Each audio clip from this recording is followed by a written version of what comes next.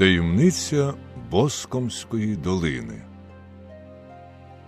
Одного ранку, коли ми з дружиною снідали, покоївка подала мені телеграму.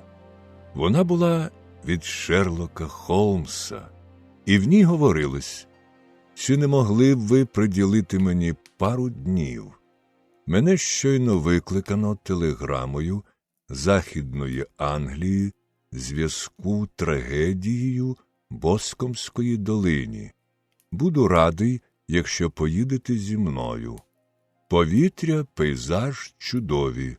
Виїздіть Паддінгтона поїздом 11:15».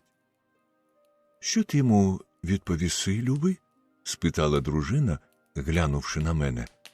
«Поїдеш?» «Навіть не знаю, що йому відповісти. Зараз у мене багато пацієнтів». «О, а Струзер прийме їх замість тебе. Останнім часом ти трохи змарнів. Думаю, переміна обстановки піде тобі на користь. До того ж ти завжди так цікавишся справами, що їх розслідує Шерлок Холмс. Я був би невдячний, якби не цікавився ними. Адже завдяки одній з них доля мені послала тебе», – відповів я. «Але якщо їхати, то треба негайно збиратись, бо часу в мене тільки півгодини». Досвід табірного життя в Афганістані прислужився мені принаймні в тому, що зробив з мене моторного і завжди готового вирушати в дорогу мандрівника. Мені небагато треба, речей я беру мало, отож менш ніж за 30 хвилин я сидів у кебі із своїм саквояжем і мчав на Паддінгтонський вокзал.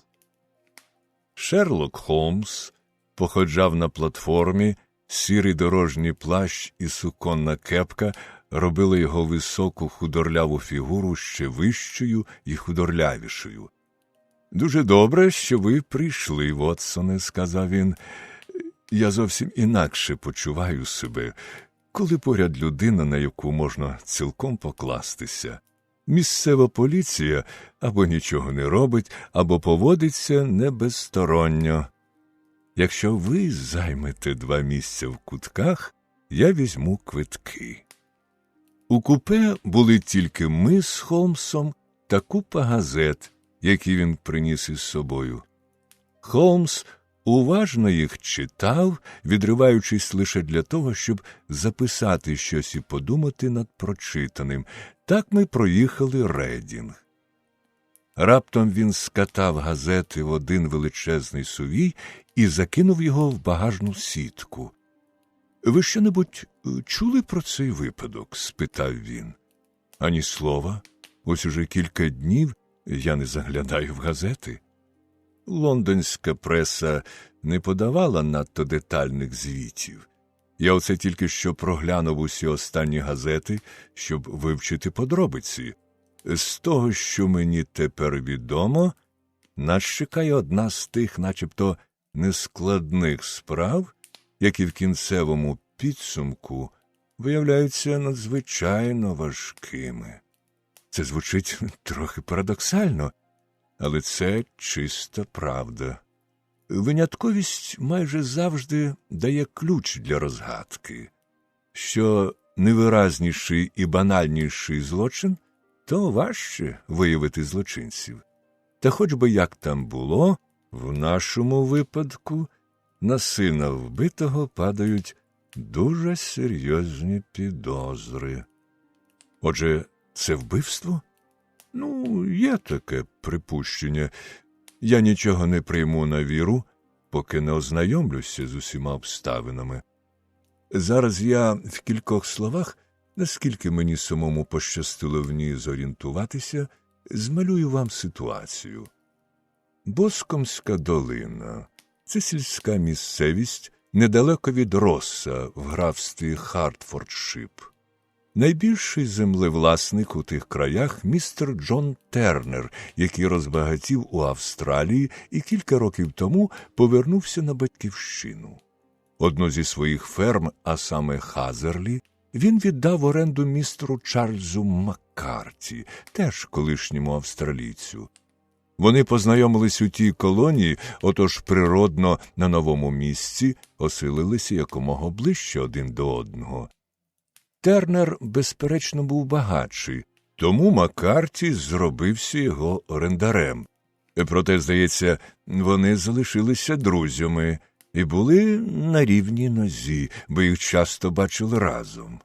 Маккарті мав сина-одинака, 18-річного хлопця, Тернер – дочку такого ж віку, а дружини в обох померли.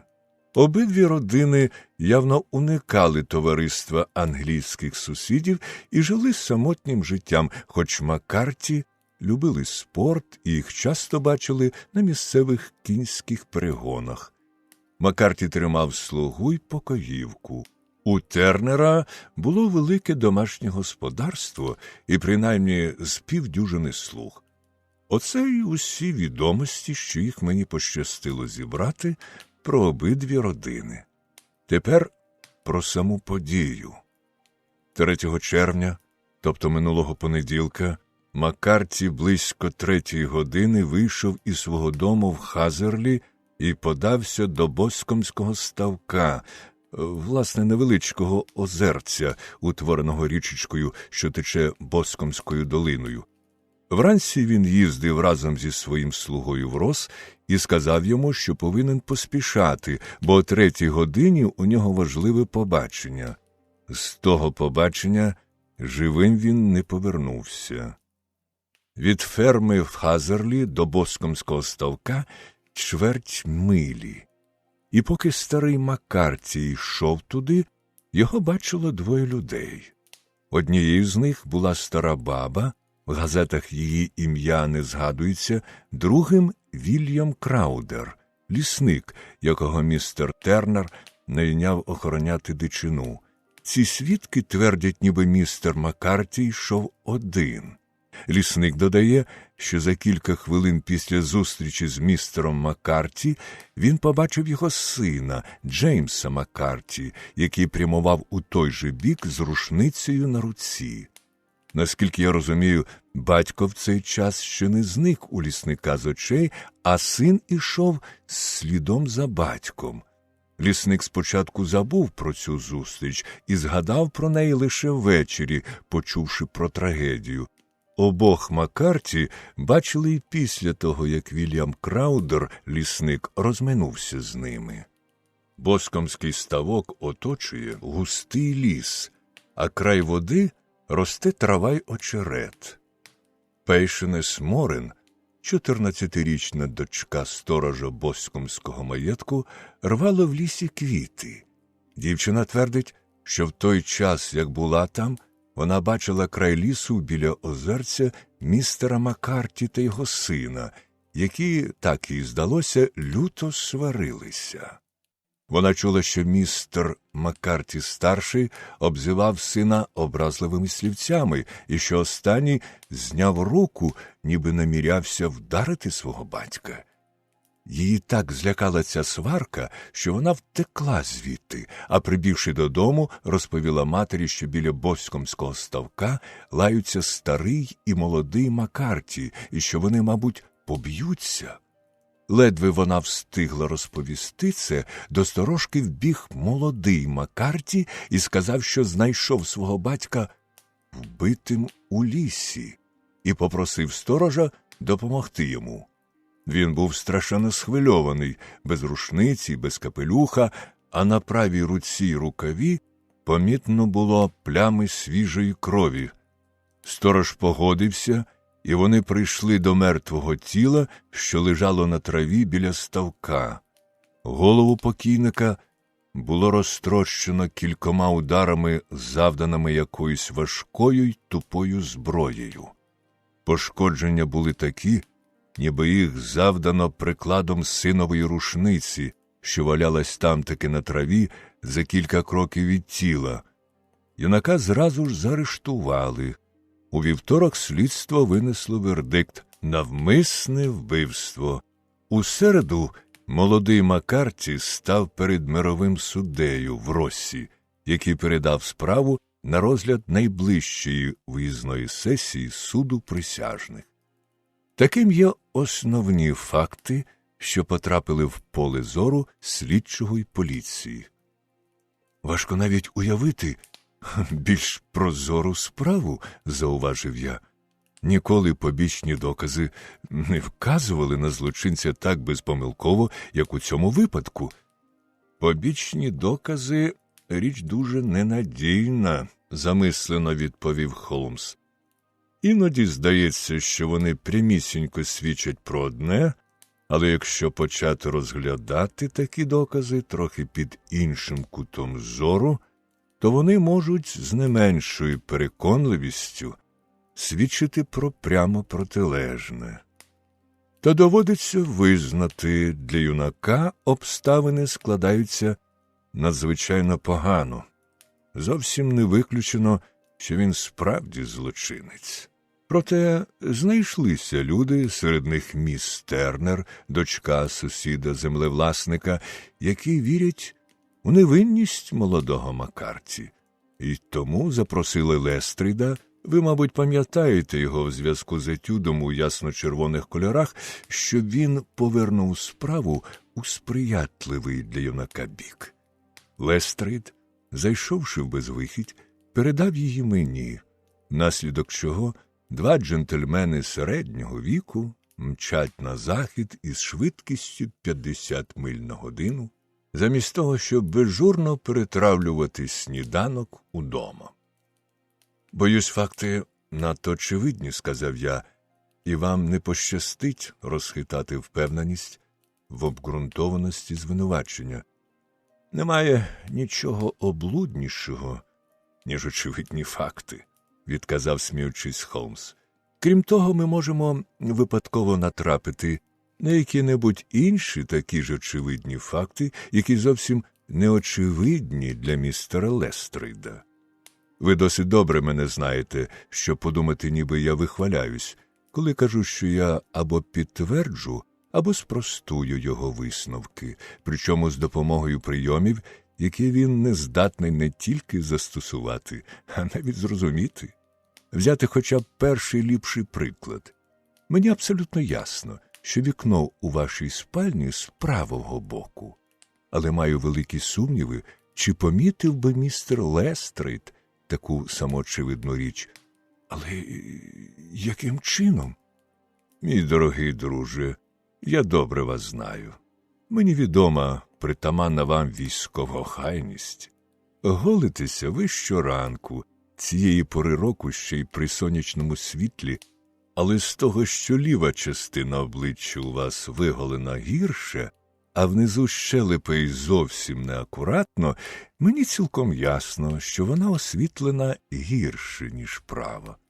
Я не можу собі уявити, щоб чоловік з вашими звичками, дивлячись у дзеркало при рівномірному освітленні, лишився задоволений такими результатами. Те, що я оце вам сказав, банальний приклад спостережливості й уміння робити висновки.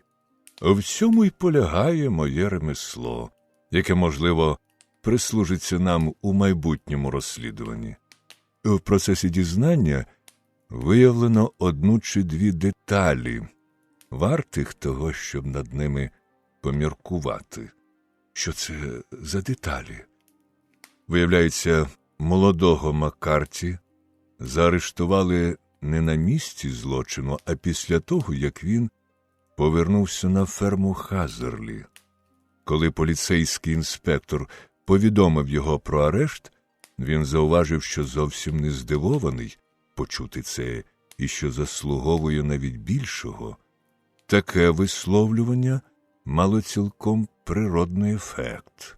Усунуло рештки сумнівів, які, можливо, ще ворушились в свідомості колегії присяжних при коронері. «Та ж він таким чином признався?» – вигукнув я. «Ні, бо слідом за цим він заявив, що невинний, виходячи з усієї сукупності подій, що переконливо викривають молодого Маккарті, його заява про невинність, щонайменше не викликає довіри. Навпаки, мовив Холмс, це єдиний світлий просвіток у хмарах. Іншого я поки що не бачу. Попри всю свою невинність, не може ж він бути таким дурним, щоб не розуміти, що обставини дуже й дуже проти нього. Якби він удавав із себе здивованого, коли його заарештували, або прикинувся обуреним, я поставився б до проявів таких почуттів з великою підозрою, тому що здивування й обурення за подібних обставин просто неприродні, хоч і здаються хитрій людині найкращою політикою. Щире поводження юнака свідчить або про його невинність, або характеризує його як людину неабиякої твердості й самовладання. Ну, а його зауваження, ніби він заслуговує більшого, також не було неприродним. Коли ви візьмете до уваги, що він перебував біля тіла вбитого і, безперечно, карався тим, що, забувши про свій синівський обов'язок, сперечався з батьком і навіть, як розповіла дівчинка, а її свідчення має велику вагу, зняв руку, наче для того, щоб його ударити. Докори сумління й щире каяття, що відчуваються в його зауваженні, видаються мені ознаками швидше незіпсованості, ніж провини. Я похитав головою. Багатьох повісили на підставі значно менш переконливих доказів, зауважив я. Згоден. І багатьох повісили помилково. А що розповідає молодий Маккарті? Боюсь, що нічого втішного для своїх захисників. Хоч одне чи два місця в його розповіді наводять на деякі роздуми. Ви знайдете все це отут, можете прочитати. Холмс видобув із сувою місцеву газету, розгорнув її й показав замітку, в якій викладали свідчення нещасного юнака. Я влаштувався в кутку купе й почав уважно її читати. Ось що там було написано. Потім було викликано Джеймса Маккарті, єдиного сина покійного, який засвідчив таке. Я їздив у Брістоль, пробув там 3 дні і повернувся додому вранці минулого понеділка, 3 числа. Коли я приїхав, батька не було вдома, а покоївка сказала, що він поїхав у Рос з Джоном Кобом, конюхом. Невдовзі після цього я почув, як у двері в'їхала його ресорна двоколка і, визирнувши з вікна, побачив, що він виліз з неї і швидко пішов з двору, хоча я не розумів, куди саме. Тоді я взяв свою рушницю і вирішив пройтися до Боскомського ставка з наміром постріляти кролів на іншому його боці. По дорозі я зустрів Вільяма Краудера, сторожа, який посвідчив про це, але він помиляється, вважаючи, що я йшов слідом за батьком. Я й не підозрював, що батько попереду. Коли до ставка залишалось десь близько 100 ярдів, я почув крик «Куї!». Це був сигнал, яким ми з батьком, звичайно, обмінювались. Тоді я побіг уперед і побачив його біля ставка. Він, очевидно, дуже здивувався з моєї появи і досить різко спитав мене, чого я прийшов. Відбулася розмова, дійшло до сильних висловів і мало не до бійки, бо батько дуже легко спалахував люттю і не вмів стримуватись. Бачачи, що він втрачає самовладання, я облишив його і пішов на ферму Хазерлі, та не встиг я пройти 150 ярдів, як почув позаду нелюдський зойк, що змусив мене кинутись назад. Там я побачив батька з розбитою головою, він лежав на землі й конав. Рушниця випала у мене з рук, я обняв батька, але він майже зразу ж вмер. Кілька хвилин я стояв навколішки біля нього, а тоді подався до сторожа містера Тернера, бо його будинок найближчий, попросити допомоги. Я нікого не бачив біля батька, коли повернувся на його крик, і не маю уявлення, як він дістав такі рани. Його не дуже любили, бо вдачу він мав відлюдкувату й непривітну, але, наскільки мені відомо, справжніх ворогів у нього не було. Більше я нічого не знаю. Коронер: чи ваш батько сказав вам щонебудь перш ніж умер? Свідок: він пробурмотів кілька слів, але я зміг розчути тільки одне з них – слово «пацюк».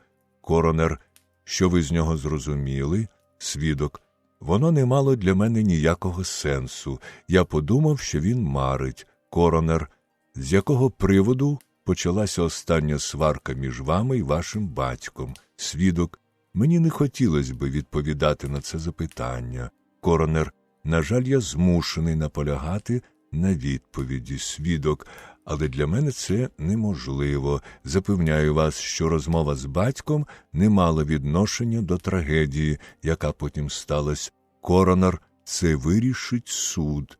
Мені не треба пояснювати вам, що ваша відмова завдасть вам значної шкоди під час майбутнього розгляду справи в суді. Свідок: а проте я не маю права відповідати. Коронер: як я зрозумів, крик «Ку-ї» був для вас із батьком звичайним умовним сигналом. Так. Коронер: тоді як могло трапитись, що він подав вам цей умовний сигнал, перш ніж побачив вас, і навіть не відаючи, що ви повернулися з Брістоля? Свідок, дуже розгубившись: не знаю. Присяжний засідатель: чи не помітили ви чого-небудь підозрілого, коли, почувши крик, повернулися назад і побачили, що вашого батька смертельно поранено? Свідок: нічого певного. Коронер: що ви хочете цим сказати? Свідок: я був такий збуджений і схвильований, коли вибіг з лісу, що думав тільки про батька, більше ні про що. Проте у мене склалося якесь непевне враження, ніби в той час, коли я біг, ліворуч від мене на землі щось лежало. Мені здалося сірого кольору, мабуть, якийсь одяг або, може, плед. А коли я підвівся з колін і пошукав ту річ очима, її вже не було. Коронер: ви хочете сказати, що вона зникла до того, як ви пішли по допомогу? Свідок: так, тоді. Коронер: ви не можете сказати, що то було? Свідок: ні, я просто відчув, що там щось є. Коронер: а на якій відстані від тіла? Свідок: приблизно на відстані дюжини ярдів. Коронер: а на якій відстані від краю лісу? Свідок: приблизно на такій самій. Коронер: отже, та річ зникла в той час, коли ви були за дюжину ярдів від неї? Свідок: так, але я стояв спиною до неї. На цьому допит свідка було закінчено.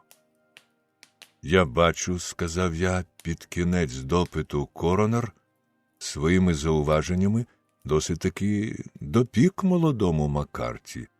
Він звернув увагу і не безпідставно, як на суперечливість твердження про те, ніби батько подав синові сигнал, перш ніж його побачив, так і на відмову сина переказати зміст розмови з батьком, на дивне витлумачення слів умираючого. Усе це, як зауважив коронер, красномовно свідчить проти сина. Холмс стиха розсміявся й улігся на м'якому сидінні. Ви з коронером обидва щосили намагаєтеся не помічати найпереконливіших деталей, які свідчать на користь юнака, мовив він. Хіба ви не бачите, що твердите то про наявність у нього багатої уяви, то одночасно про те, що її в нього обмаль? Обмаль – це коли ви думаєте, що він не міг би винайти досить привабливої причини сварки, аби прихилити до себе симпатії колегії присяжних. А багато – це коли вважаєте його здатним з якихось потаємних міркувань на щось таке перебільшене, як згадка вмираючого про пацюка або розповідь про випадок із зникненням одягу. Ні, сер. У цій справі я дотримуватимусь тієї точки зору, що все сказане юнаком – правда. А там подивимось, куди приведе нас ця гіпотеза. А тепер я почитаю Петрарку. Ось у мене кишенькове видання. І більше не скажу про цю справу ні слова, поки ми не прибудемо на місце дії. Другий сніданок в Суіндоні, куди я бачив, ми приїдемо через 20 хвилин. Була майже 4 година, коли ми, проминувши чудову Страуську долину і переїхавши широкий блискотливий Северен, опинилися нарешті в гарненькому містечку Рос. На платформі нас чекав худючий, схожий на тхора, непоказний і пронозуватий на вигляд чоловік. Незважаючи на легкий коричневий плащ та шкіряні краги, які він узув з поваги до сільської місцевості, я без великих зусиль упізнав у ньому Лестрида зі Скотланд-Ярду. З ним ми доїхали до готелю «Хірфорд Армс», де для нас уже було приготовлено кімнату. «Я замовив екіпаж», – сказав Лестрид, коли ми пили чай. «Мені відома ваша діяльна натура, і я знаю, що ви не почуватимете себе щасливим, поки не потрапите на місце злочину». «Це дуже гарно і люб'язно з вашого боку», – відповів Холмс. «Але геть усе залежить від показань барометра». Лестрид розгубився. «Я не зовсім розумію», – сказав він. «Не розумієте, що показує барометр?» 29, наскільки я бачу. Вітру немає. На небі ні хмаринки. У мене повний портсигар сигарет. Можна покурити. А диван тут набагато кращий за ті блошичники, якими звикли умебльовувати провінційні готелі. Лестрид поблажливо засміявся. «Ви, безперечно, вже прийшли до якогось висновку, прочитавши газети», – сказав він. «Справа ясна як день, і що більше в неї заглиблюйся, то яснішою вона стає. Проте, звичайно, не можна відмовити жінці, особливо такій гарненькій. Вона чула про вас і захотіла знати вашу думку з приводу того, що трапилось, хоча я не один раз повторював, що ви просто не можете зробити чогось такого, чого я вже не зробив. Господи, біля дверей її екіпаж». Щойно він сказав це, як до кімнати вбігла найчарівніша молода жінка. Ніколи в житті я не бачив такої красуні. Її голубі очі сяяли, губи розтулились, щоки вкрив ніжно-рожевий рум'янець, хвилювання й тривога змусили її забути про природжену стриманість. «О, містере Шерлоку Холмсе!» – вигукнула вона, швидко глянувши на нас із безпомилковою жіночою інтуїцією, зупиняючи погляд на моєму другові. «Я така рада, що ви тут. Я приїхала, щоб сказати вам щось. Я знаю, що Джеймс не вбивав. Знаю і хочу, щоб ви, починаючи розслідування, також знали це. І не мали ніяких сумнівів. Ми з дитинства були разом, я знаю його вади, як ніхто, але в нього таке добре серце, що він і мухи не скривдить. Для всіх, хто справді його знає, звинувачення в злочині здається безглуздим. Сподіваюсь, нам пощастить відвести від нього підозри, міс Тернер, сказав Шерлок Холмс. Можете покластися на мене. Я зроблю все, що в моїх силах. А ви читали показання свідків? Прийшли до якихось висновків? Чи не бачите ви якогось виходу, якихось помилок у ведінні слідства? Чи самі ви вірите, що він невинний? Я гадаю, що це дуже можливо. Я ж казала, вигукнула вона, підносячи голову і з викликом дивлячись на Лестрейда. «Чуєте, містер Холмс дає мені надію!» Лестрейд знизав плечима. «Боюсь, мій колега трохи поквапився з висновками», – зауважив він. «Але ж містер Холмс має рацію. О, я впевнена, він має рацію. Джеймс не вбивав. А щодо його сварки з батьком, то я знаю напевно. Він тому нічого не схотів розповісти про неї коронеру, що я теж причетна до тієї сварки». «Яким чином?» – спитав Холмс. «Зараз не час що-небудь приховувати. Джеймс із батьком багато сперечалися через мене. Містер Маккарті дуже хотів, щоб ми побрались, а ми з Джеймсом завжди любили одне одного як брат і сестра.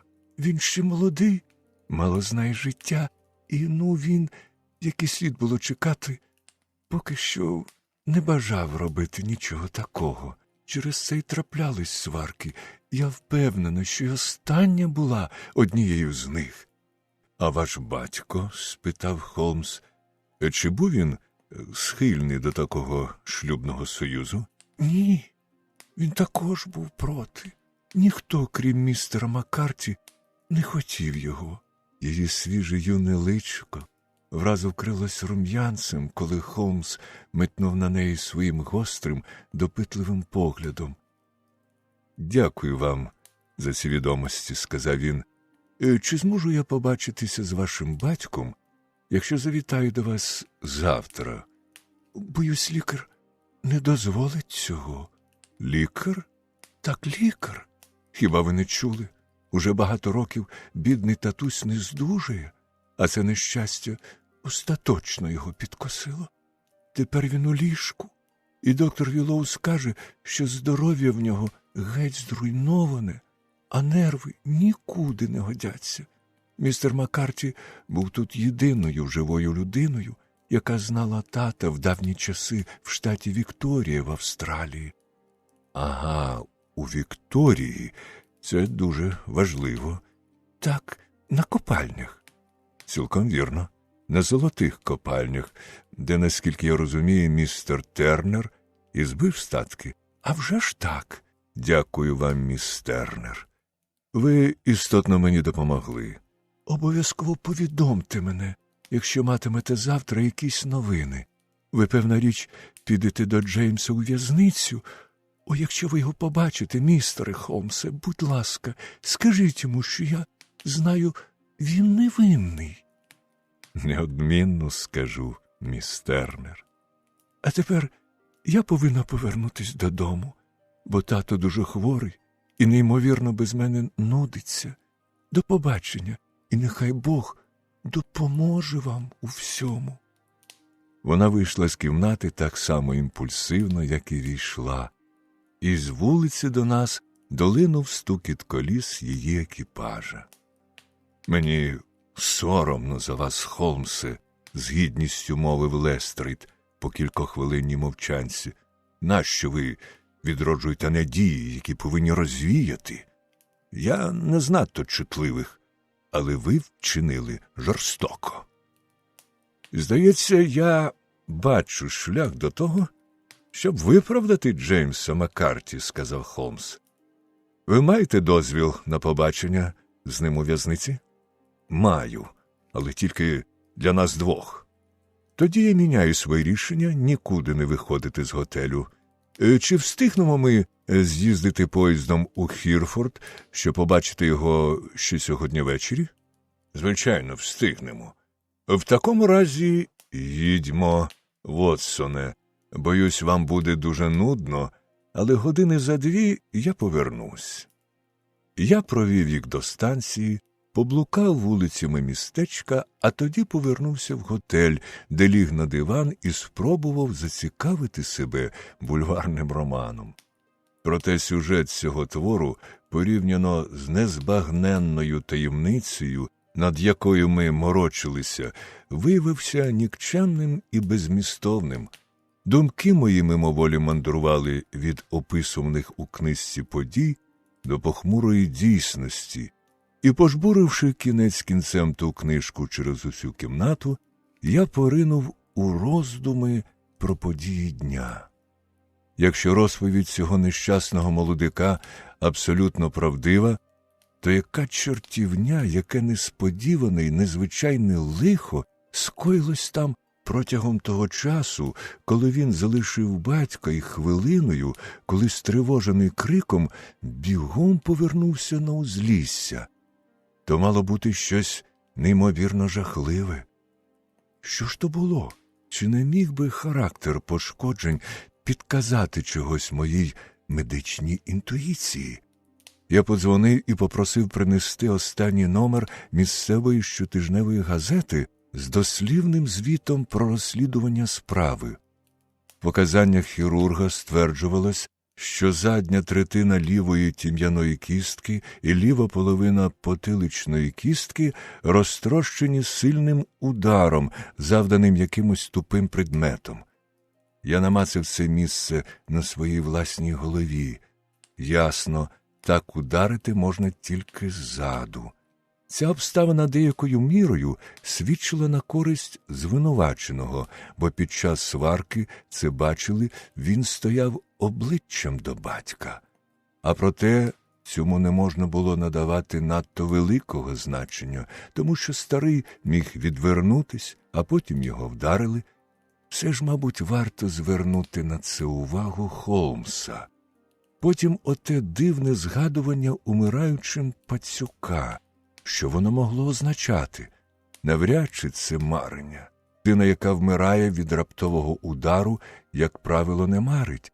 Ні, це більше скидається на спробу пояснити, як він зустрів свою смерть. Але як це зрозуміти?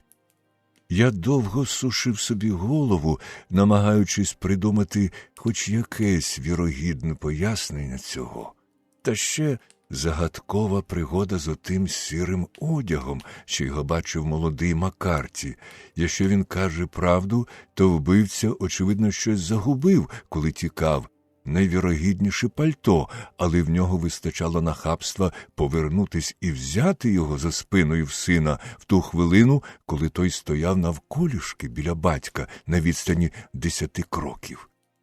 Яке сплетіння таємничого й неймовірного в усій цій справі.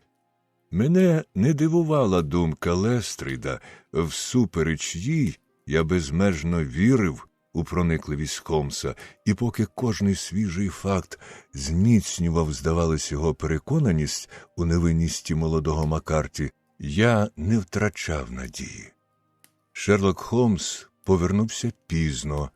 Він приїхав сам, бо Лестрейд залишився в місті. «Барометр не падає», – мовив він, сідаючи. «Нам дуже важливо дістатись на місце пригоди до того, як піде дощ. З другого боку, людина повинна бути якнайсвіжішою і якнайкмітливішою для такої складної роботи, а я стомився від довгих переїздів і не хочу зараз нічого робити». Я бачився з молодим Маккарті. І що вам стало від нього відомо? Нічого нового. Він щось прояснив? Ні. Якийсь час я був схильний думати, що він знає, хто все це зробив, і вигороджує його чи її. Але тепер переконаний, що для нього це така ж загадка, як і для всіх інших. Юнак він не дуже бистрий на розум, але гарненький і, на мій погляд, не зіпсований. Він зовсім позбавлений смаку, зауважив я, якщо справді не хоче одружитися з такою чарівною молодою леді, як міс Тернер. О, за цим криється вельми неприємна історія. Цей хлопець безтямно, шалено в неї закоханий. Але 2 роки тому, коли був ще дуже зелений, і, по суті, зовсім не знав міс Тернер, бо вона вчилась у пансіоні і 5 років не приїжджала додому, цей дурень попався в пазирі одній офіціанці з якогось брістольського бару і зареєстрував з нею шлюб. Ніхто про це не знає, Але ви можете собі уявити, які нестерпні були молодому Маккарті докори щодо його небажання зробити те, що було для нього найбажанішим у світі і водночас абсолютно неможливим. Тому він у розпачі і скинув руками, коли батько під час їхньої останньої зустрічі завдавав йому тортур, вимагаючи зробити пропозицію міс Тернер.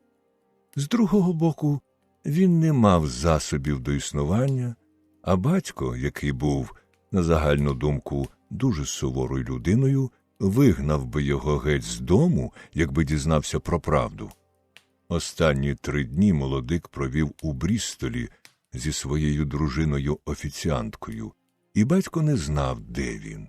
Запам'ятайте цю обставину, вона має неабияке значення. Та коли б не нещастя, не було б і щастя.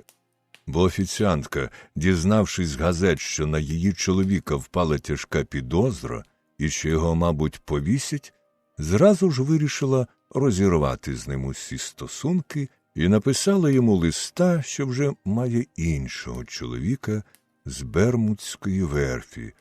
Отже, їх ніщо більше не зв'язує. Думаю, ця звістка була молодому Маккарті винагородою за все, що йому довелося пережити. Але якщо він не винен, то хто ж убивця? А хто? Мені хотілося би особливо привернути вашу увагу до 2 обставин. Перше, біля ставка вбитий повинен був з кимось зустрітися, і ця людина не могла бути його сином, бо молодик кудись поїхав, і батько навіть не знав, коли той повернеться. Друга, вбитий кричав «Ку-ї», ще не знаючи про повернення сина. Ось від цих фактів і залежить уся справа. А тепер поговоримо краще про книжку Джорджа Мередіта, якщо ваша ласка, а різні другорядні справи відкладемо на завтра. Як Холмс і передрікав, дощу не було, ранок видався ясний і безхмарний. О 9 годині за нами в екіпажі заїхав Лестрейд, і ми вирушили на ферму Хазерлі до Боскомського ставка. «Сьогодні надійшли серйозні новини», – сказав Лестрейд. «Подейкують, ніби містер Тернер в маєтку так занедужав, що ось-ось помре». «Мабуть, він дуже старий?» – спитав Холмс. «Близько 60, але здоров'я він розгубив у колоніях. До того ж останнім часом його обсіли хвороби, а це нещастя дуже погано на ньому позначилось. Він був давнім другом Маккарті і можу додати його великим благодійником, бо, як я дізнався, звільнив його від орендної плати за ферму Хазерлі». «Справді? Це цікаво», – мовив Холмс. «Ще пак, він допомагав старому Маккарті сотні разів. Усі тут говорять про доброту містера Тернера, з якою він ставився до покійного. Он як?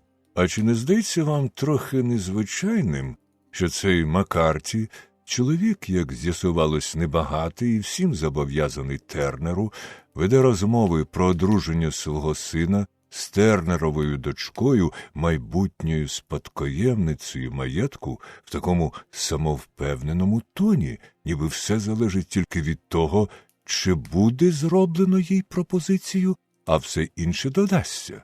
Це тим більше дивно, бо сам Тернер був проти такої ідеї. Його дочка розповідала нам про це. Хіба ви не робите з цього яких-небудь висновків, користуючись методом дедукції? Доводилось нам мати справу і з дедукцією, і з умовиводами, сказав Лестрейд, підморгуючи мені. Тлумачити факти, Холмсе, завжди досить важко, особливо якщо ганятися за теоріями і давати волю уяві. Ваша правда, стримано відповів Холмс. Вам справді важко тлумачити факти. Хоч би як там було, трохи запально вів далі Лестрейд, а проте я міцно тримаюся за основний факт, а вам просто не вдається ухопитися за нього. І це означає одне. Маккарті-старший загинув від руки Маккарті-молодшого. І всі теорії на спростування цього факту – пустопорожня балаканина, мінливе місячне світло. Ну, при місячному світлі, все ж таки видніше, ніж у густому тумані, відказав, сміючись, Холмс. Я, мабуть, не помиляюсь? Ліворуч ферма Газерлі. Так, це вона. Це був просторий, комфортабельний двоповерховий будинок з шиферним дахом і великими жовтими плямами лишайника на сірих стінах. Проте опущені жалюзі на вікнах і димарі, над якими не курилось, надавали йому похмурого вигляду, неначе на ньому все ще важким тягарем лежало страхіття злочину. Ми подзвонили. Вийшла покоївка і на прохання Холмса показала нам черевики, що були на ногах її хазяїна, коли його вбили, а також взуття молодого Маккарті, хоч і не ту пару, в якій він ходив того дня. Ретельно помірявши кожний черевик у 7 чи 8 різних напрямках, Холмс зажадав, щоб нас провели на подвір'я, звідки ми всі пішли звивистою стежкою до Боскомського ставка. Шерлока Холмса наче підміняли, коли він завзято йшов по сліду, а сьогодні був саме такий випадок. Люди, яким він був відомий тільки як врівноважений мислитель і логік з Бейкер-стріт, зараз не впізнали б його. Обличчя мого друга то вкривав рум'янець, то воно хмарилось, брови витягнулись у 2 тверді чорні лінії, очі з-під них світилися сталевим блиском, голову він нахилив уперед, плечі в нього зсутулились, губи стиснулися, на довгій мускулястій шиї випнулись вени. Його ніздрі роздувалися з чисто тваринною жадобою наздогнати здобич. Усі думки такою мірою зосередились на роботі, що якесь слово чи зауваження просто не досягало його слуху, він відбувався коротким нетерплячим бурчанням. Він швидко й мовчки йшов стежкою, що бігла спочатку луками, а далі лісом до Боскомського ставка. Як і вся долина, місцина була волога й болотиста. На стежці й обабіч неї, серед невисокої трави, виднілося чимало слідів. Холмс то пришвидшував ходу, то зупинявся, а одного разу повернув у луки й зробив невеличкий гак. Ми з Лестрейдом ішли слідом.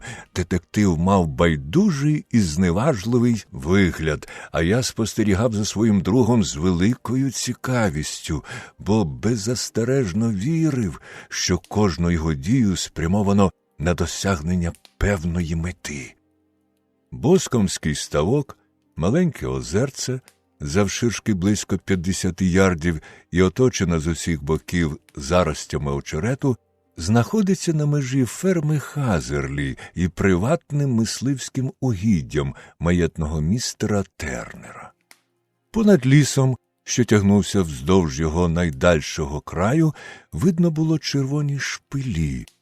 Вони позначали місце оселі багатого землевласника.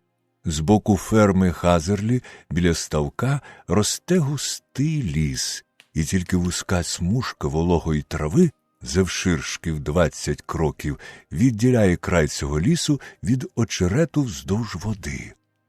Лестрейд показав нам, де було знайдено тіло, та й справді земля тут була так просочена вологою, що я зміг немов навіч побачити, куди впав старий Маккарті, коли його вдарили.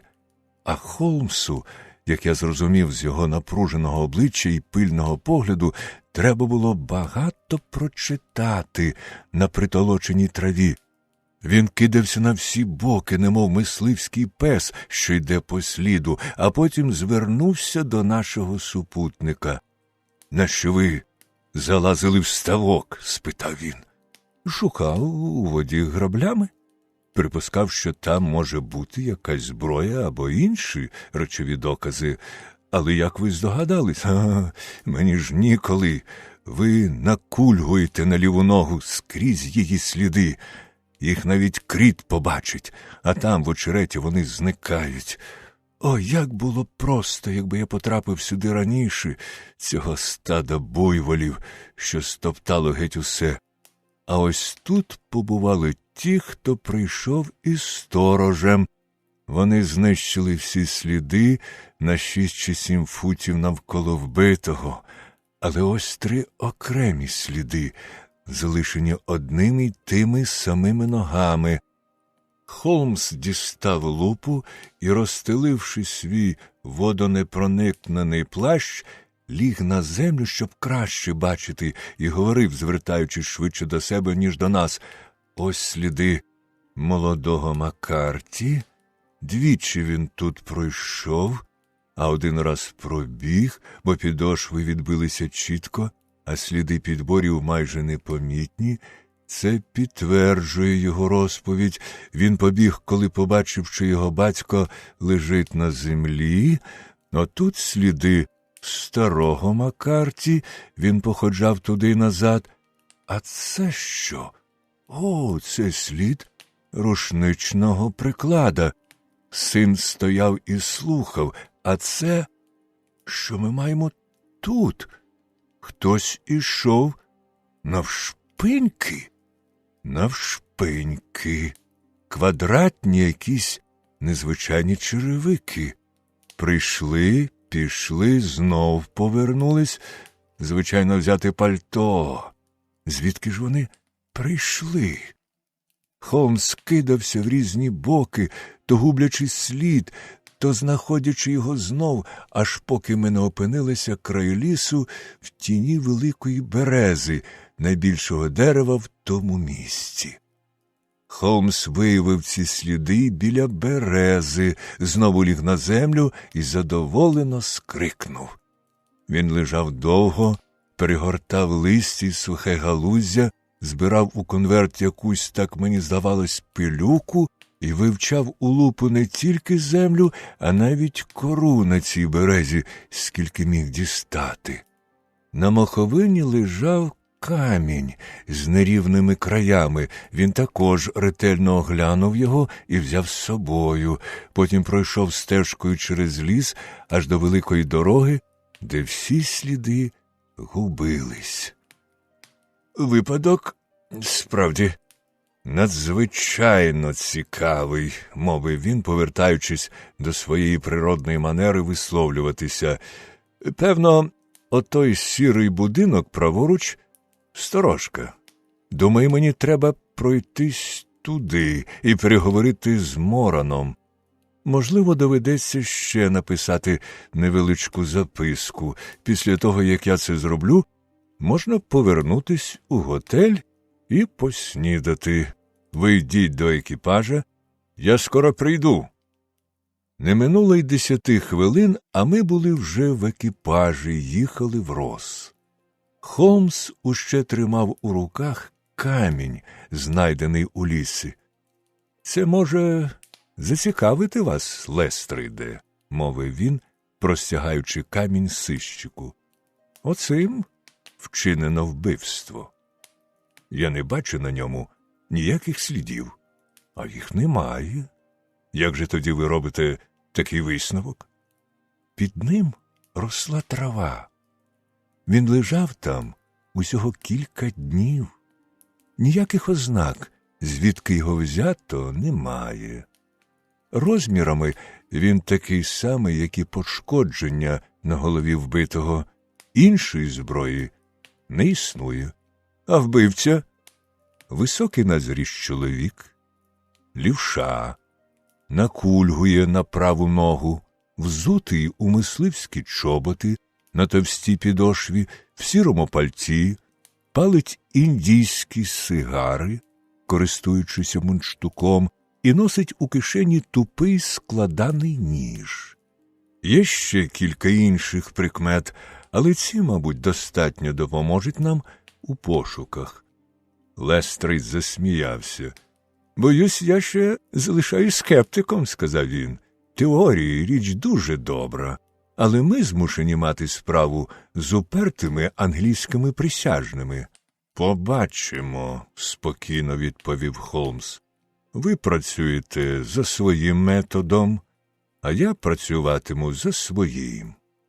У другій половині дня я ще матиму тут роботу, але, мабуть, вечірнім поїздом повернусь у Лондон». «І залишите справу незакінченою?» «Ні, закінченою. А таємниця? Її розгадано. Хто ж у такому разі вбивця?» «Джентльмен, якого я описав». «Але як його звуть?» «Це неважко буде з'ясувати. Людей тут живе не надто багато». Лестрейд знизав плечима. «Я людина ділова», – сказав він, «і ніяк не можу дозволити собі шукати по всій околиці кульгавого джентльмена лівшу. Та я зроблюся посміховиськом на весь Скотланд-Ярд». «Гаразд», – спокійно відказав Холмс. «Я дав вам шанс знайти злочинця. О, ви вже приїхали. До побачення. Перед від'їздом я напишу вам кілька слів». Залишивши Лестрейда біля його мебльованих кімнат, ми поїхали до себе в готель, де на столі нас уже чекав сніданок. Холмс поринув у свої думки й мовчав. Вираз його обличчя був якийсь страдницький, немов у людини, що опинилася у складній і суперечливій ситуації. «Слухайте, Вотсоне», – звернувся він до мене, коли зі столу було прибрано, «сідайте ось у це крісло і дайте мені трохи виговоритись. Я просто не знаю, що робити, і мені необхідна ваша порада. Закурюйте сигару, я зараз усе поясню. Будь ласка». Так от, обмірковуючи цю справу, в розповіді молодого Маккарті треба мати на увазі два пункти, які нас обох вразили, хоч висновки ми зробили протилежні. Я витлумачив їх на його користь, а ви навпаки. Перший полягає в тому, що батько, так твердить син, закричав куї раніше, ніж його побачив. Другий стосується дивного згадування умираючим пацюка. Він пробурмотів, як ви пам'ятаєте, кілька слів, але син розчув тільки одне «це». З цих двох пунктів і повинно початися наше розслідування, і перш за все нам треба припустити, що все сказане хлопцем є абсолютною правдою. А як же тоді бути з цим куї? Мабуть, це куї призначалось не для сина. Батько вважав, що син у Брістолі, а син почув його поклик випадково, бо був поблизу. Старий хотів привернути цим куї увагу того, з ким домовився зустрітись.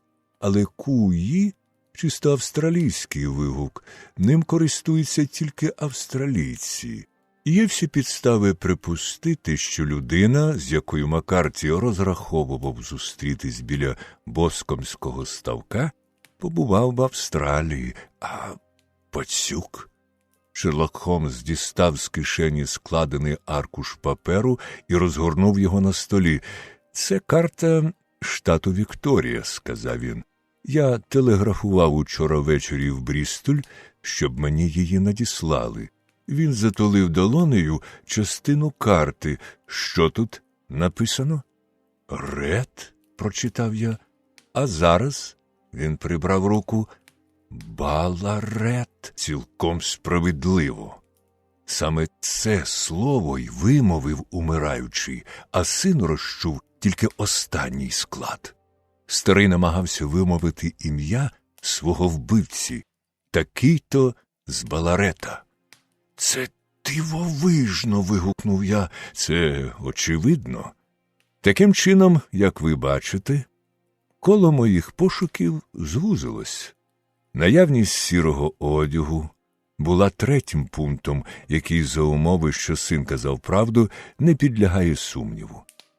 Тепер зникає туман непевності, а натомість виникає чіткий образ якогось австралійця з Баларета в сірому пальті. А вже ж так!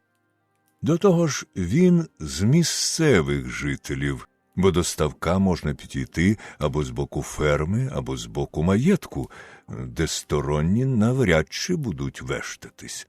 Згоден. Тепер про нашу сьогоднішню експедицію. Досліджуючи ґрунти, я виявив деякі дрібниці, про які розповів цьому недоумкуватому Лестриду. І стосувалися вони особи злочинця. А як же ви їх виявили? Ви знаєте мій метод. Він заснований на вивченні дрібниць. Його зріст, я знаю, ви могли приблизно визначити з довжини кроку. Про те, яке в нього взуття, сказали сліди. Так, це було незвичайне взуття. А що ви взяли, що він накульгує? Слід від правої ноги в нього завжди більш чіткий, ніж від лівої. Отже, він переносив свою вагу на праву ногу. Чому? Та тому, що накульгує він кульгавий. А те, що він лівша? Ви самі були вражені характером пошкоджень, про які дав свідчення хірург. Удару було завдано точно ззаду і все ж таки трохи зліва. Чи можливо таке зробити не лівші? Під час розмови батька з сином він стояв за тією березою, навіть палив там. Я знайшов попіл сигари, а мої знання тютюнових попелів дають мені можливість ствердити, що злочинець палив індійську сигару.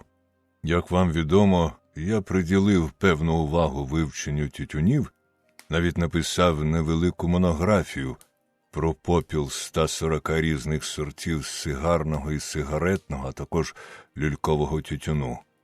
Виявивши попіл, я пошукав навколо і знайшов у моховині кинутий ним недопалок. Сигара була індійська, з тих сортів, які виготовляють у Роттердамі. А мундштук для сигар? Було видно, що він не брав сигару в рот. Отже, користувався мундштуком. Кончик сигари було відрізано, а не відкушено, але зріз виявився нерівним, з чого я зробив висновок, що складаний ніж у нього тупий. «Холмсе», – сказав я, – «ви обкрутили злочинця сіткою, з якої він не зможе вислузнути, і врятували життя невинній людині, буквально ніби перерізали мотузку, на якій він уже майже висів. Я бачу, куди нас спрямовують усі ці докази. Злочинця звуть містер Джон Тернер», – оголосив готельний службовець, відчинивши двері нашої вітальні і впускаючи відвідувача. Чоловік, який війшов до нас, мав химерну дивовижну статуру. Повільна хода, кульгавість і зсутулені плечі наводили на думку про старечу немічність, проте тверді риси прорізаного глибокими зморшками обличчя і величезні кінцівки свідчили про незвичайну фізичну силу і рішучу вдачу. Сплутана борода, побите сивиною волосся, навислі над очима великі брови говорили про неабияке почуття власної гідності і надавали старому владного вигляду, проте обличчя було попелясто-сіре, а губи й крила носа мали синюватий відтінок. Мені з першого погляду стало зрозуміло, що його мучить якась невиліковна хронічна хвороба. Прошу вас, сідайте, – вічливо мовив Холмс. Ви одержали мою записку? Так. Її приніс сторож. Ви пишете, що хочете побачити мене тут, аби уникнути скандалу. Якщо я виступлю в суді, буде багато розмов. А чому ви захотіли побачити мене? Старий подивився на мого приятеля з таким відчаєм у стомлених очах, наче вже дістав відповідь на своє запитання. Так, – сказав Холмс, відповідаючи швидше на його погляд, ніж на слова, – мені все відомо про Маккарті. Старий опустив обличчя в долоні. «Допоможи мені, Господи!» – вигукнув він. «Я не допустив би загибелі юнака. Даю вам слово честі, що я про все розповів би, якби дійшло до суду присяжних». «Радий чути це», – серйозно мовив Холмс. «Та я давно усе розповів, якби не моя люба дівчинка. Це розіб'є її серце, коли вона почує, що мене заарештовано». «До арешту може не дійти», – зауважив Холмс. «Яким чином?» «Я особа неофіційна. Мене запросила сюди ваша дочка. Їй була потрібна моя присутність, і я дію в її інтересах. Та хоч би там як молодий Маккарті повинен бути звільнений». «Я скоро вмру», – сказав старий Тернер. «Уже багато років я хворію на діабет. Мій лікар не впевнений, чи проживу я ще хоч місяць. А проте я хотів би вмерти під власним дахом, а не у в'язниці». Холмс підвівся, сів за стіл, узяв ручку і поклав перед собою кілька аркушів паперу. «Розкажіть нам усю правду», – мовив він. «А я коротко запишу основні факти. Ви це підпишете, а ось Вотсон засвідчить. Тоді для врятування молодого Маккарті я зможу в разі крайньої потреби вдатися до вашого зізнання. Обіцяю вам, що не скористаюся з нього, якщо не виникне доконечної необхідності». «Добре», – відповів старий. «Це ще питання, чи доживу я до суду присяжних. Тож сказане вами не має для мене великого значення, але мені хотілося б врятувати Алісу від потрясіння. А тепер я поясню вам усе, бо хоч крутилось це довго, моя розповідь забере небагато часу. Ви не знали покійного Маккарті. Він був справжнім втіленням диявола. Запевняю вас, боронь Боже потрапити вам у пазурі такої людини. Я був у нього в лабетах останні 20 років. Він занапастив мені життя. Та спочатку я розповім, як я опинився під його владою. Це було на початку 60-х років на золотих копальнях. Я був тоді молодим хлопцем, гарячим і нерозважливим, ладним докласти рук до чого завгодно. Попав у погану компанію, приохотився до вина. На моїй ділянці мені з золотом не пощастило. Я зробився бродягою, словом, перетворився, як тут сказали б, на розбійника широкої дороги. Нас зібралось таких 6. Ми жили диким вільним життям, час від часу грабували станції або зупиняли фургони по дорозі на копальні. Мене знали під ім'ям Чорний Джек з Баларета. А моїх хлопців досі пам'ятають у колонії як Баларетську банду. Одного разу з Баларета в Мельбурн вирушив транспорт із золотом. Ми влаштували засідку і напали на нього. Транспорт супроводжувало 6 кінних поліцейських. Нас теж було 6. Сили були рівні, але ми першим же залпом зсадили 4 з них із сідел, а до того, як ми взяли здобич, загинули й 3 наших хлопців. Я приставив свій пістолет до голови візника, цього самого Маккарті. Тепер я страшенно шкодую, що не застрелив його тоді, а пожалів, хоч і бачив, як він вдивляється в моє обличчя своїми злими очицями, наче намагається запам'ятати кожну рису. Ми втекли з золотом, стали багатими людьми і повернулись в Англію, не викликавши жодних підозрінь. Тут я розпрощався зі своїми друзями і вирішив де-небудь осісти, щоб почати спокійне і влаштоване життя. Купив маєток, що саме тоді продавався, і завжди дбав про те, щоб мої гроші давали хоч якусь користь, сподіваючись у такий спосіб спокутувати те, як я їх заробив. Я одружився, і хоч моя дружина вмерла молодою, вона залишила мені мою любу маленьку Алісу. Навіть коли вона була зовсім крихітною, її рученята, здавалось, спрямовували мене на правильний шлях, як доти ніщо інше. Коротко кажучи, я перегорнув нову сторінку життя і робив усе, щоб відшкодувати минуле. Все йшло добре, поки я не потрапив до рук Маккарті. Якось у грошових справах я приїхав у місто і зустрів його на Ріджент-стріт. На плечах у нього було брудне лахміття, на ногах драні шкарбани. «Ось ми і зустрілися, Джеку», – сказав він, торкнувши мене за руку. «Владнаймо справу по-родинному. Нас 2, я і мій синок, і ти можеш нас забезпечити. А як ні, то тут Англія, чудова країна, де шанують закони, та й полісмени тільки гукнути».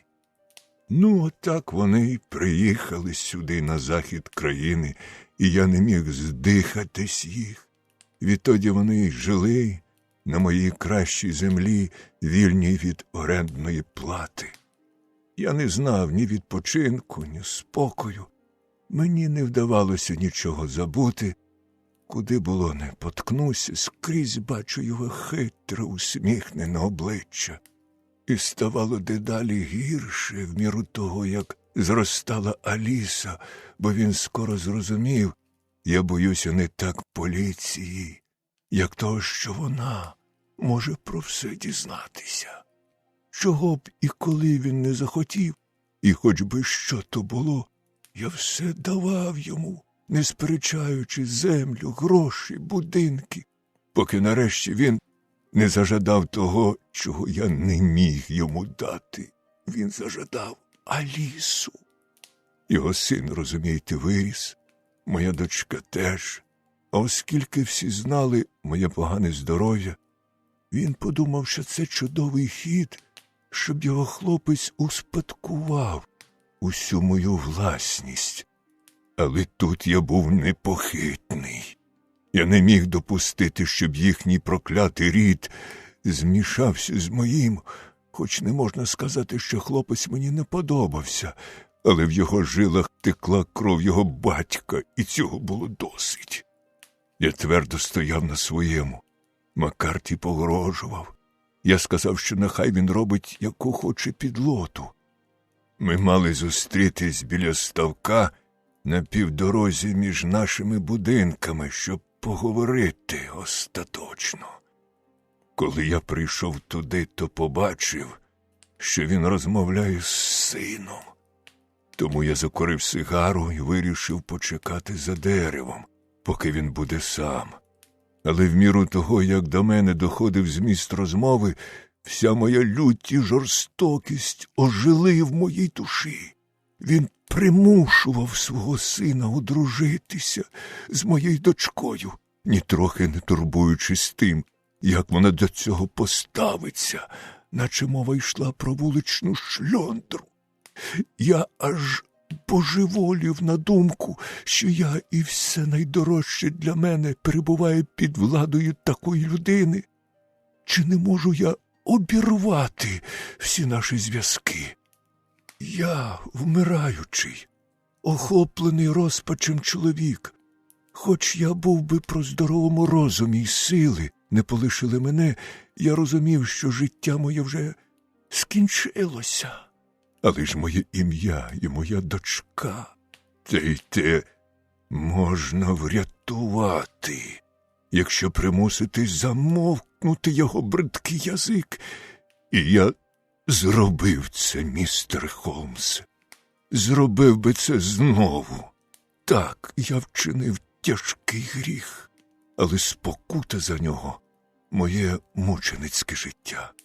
Думка, що моя дочка потрапить у таку ж пастку, в якій перебував я, була нестерпною.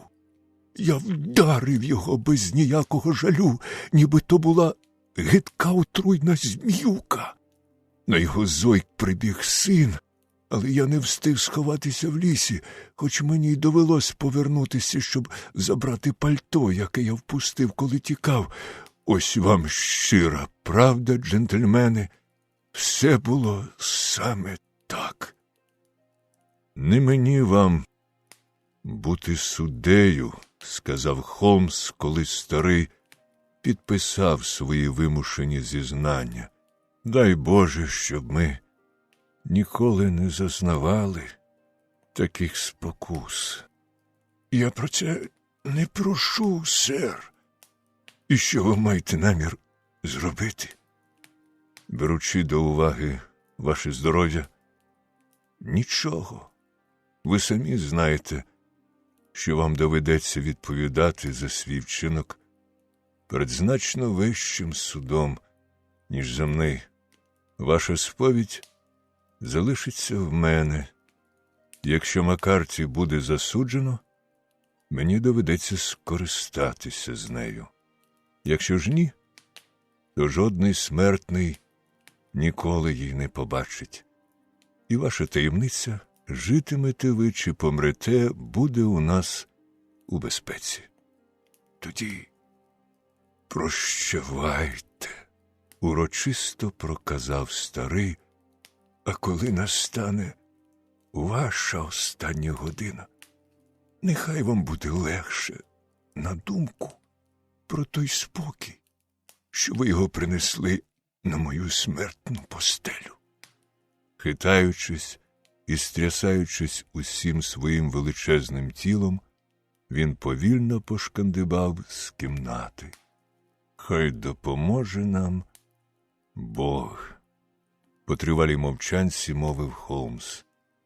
Навіщо доля так жартує з нами, нещасними, безпорадними і нікчемними створіннями?